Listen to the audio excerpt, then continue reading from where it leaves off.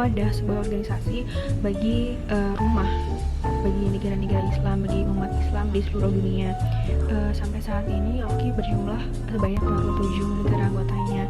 Dan fun fact, jadi OKI ini merupakan organisasi terbesar kedua setelah PBB atau di bawah PBB. Oke, jadi di sini ada tampilan berupa tabel perbandingan antara zaman dahulu awal pendirian sampai masa kini dan permasalahan yang terus berlanjut sampai perubahan apa aja sih selama interval waktu tersebut. Jadi di sini ada 6 aspek. Yang pertama ada sociopolitical context, leadership, ada value system, ada regular activities, ada true believer, ada cultural expression juga. Oke, jadi yang untuk yang pertama ada sociopolitical context. Jadi maksudnya gimana sih? Jadi maksudnya di sini itu dalam konteks sosial politik apa sih Oki itu berdiri atau Oki itu diciptakan. Oke, daripada mulanya ini sudah seperti saya terangkan di awal tadi, bahwa dipicu adanya peristiwa pembakaran Masjid Al-Aqsa oleh fanatik Kristen dan Yahudi di Yerusalem. Dan dibentuk atas keprihatinan negara-negara Islam atas berbagai masalah yang dihadapi umat Islam. Dan konteks sosial di masa kini juga banyak ya, sebenarnya banyak banget. Tapi salah satunya yaitu Oki ini mendapat tekanan Israel dan negara-negara barat terhadap Palestina. Jadi membuat pemerintahannya hampir tidak berdaya secara ekonomi, ya sangat kesulitan sekali intinya. Baik, dan juga secara politik Palestina memang dikepung dari berbagai penjuru dan organisasi-organisasi Islam, termasuk yang terbesar adalah Oki yang sebenarnya tidak berbuat banyak dalam kasus antara hubungan Israel dan Palestina, karena memang Oki ini bisa dibilang efisiensi kerjanya itu kurang dan sangat lamban gitu ya. Jadi tidak sangat berpengaruh bagi perkembangan atau perbaikan hubungan antara kedua negara tersebut. Kemudian ada masalah yang berlanjut yaitu masalah internal organisasi, yaitu lamban. Mereka mereaksi berbagai masalahnya yang dihadapi kelemahan SDM. Pertemuan antara para pemimpin OKI lebih terlihat seperti rapat tahunan bahkan ya.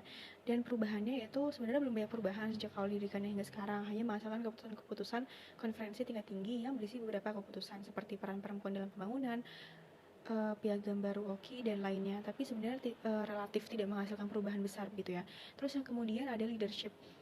Pada mulanya sebenarnya tidak terlalu disignifikan siapa sih sekretariat jenderal yang memimpin pada saat itu, tetapi ya, berdasarkan informasi yang saya dapat, memang OKI ini pada awal mula pendiriannya diprakarsai oleh Raja Hussein II berasal dari Maroko dan Raja Faisal dari Arab Saudi, yang kemudian sekarang mengalami pergantian-pergantian sekretaris jenderal, tapi memang tidak ditemukan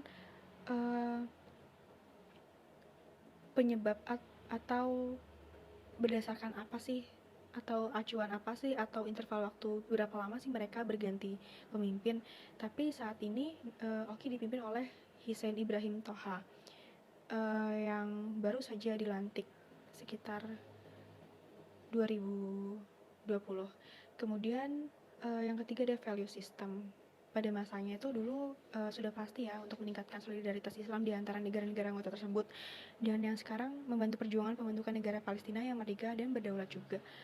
Dan pada kesimpulannya OKI ini masih berperan sama sebenarnya yang tertuang dalam piagam OKI mengenai tujuan-tujuan atau revolusi organisasi kerjasama Islam berikut.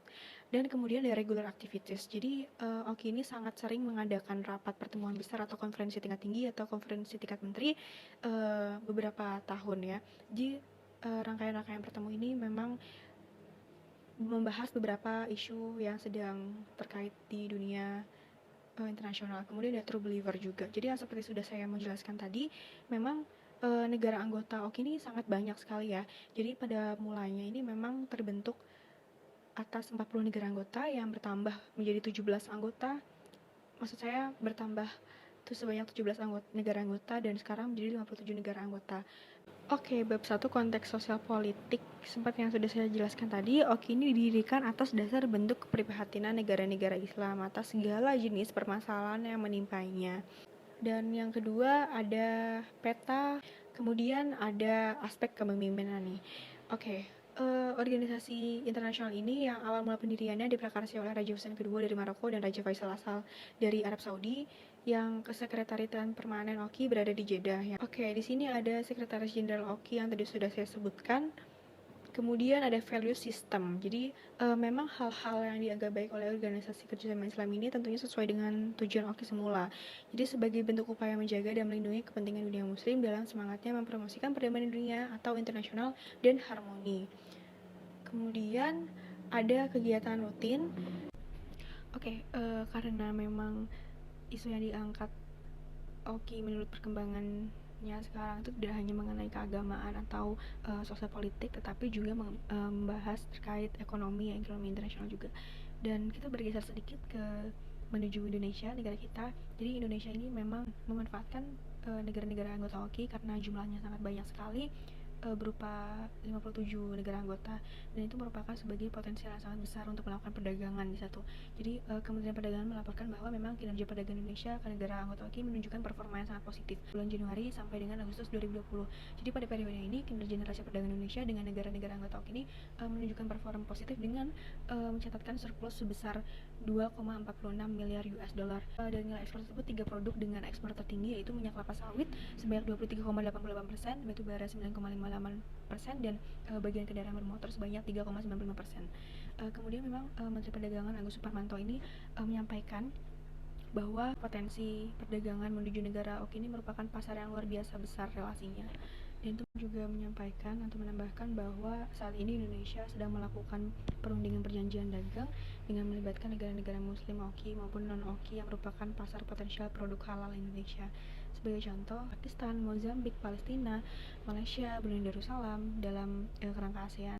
Ini ada foto di saat sidang KTT ke-10, ada sidang KTT ke-11, dan konferensi tingkat menteri dan perubahan sosial mengenai icon. Sebenarnya nggak jauh berbeda, tetapi pada mulanya ada penambahan ketulisan yaitu Organization Islamic Conference di sekelilingnya ya. Lambang baru ini berlambangkan ada Ka'bah di tengah bumi, kemudian ada bulan sabit hijau yang melingkupi bumi ini ya, berwarna putih. Bulan sabit ini merupakan simbol Islam juga sebagai pelindung dan penaung dari bumi.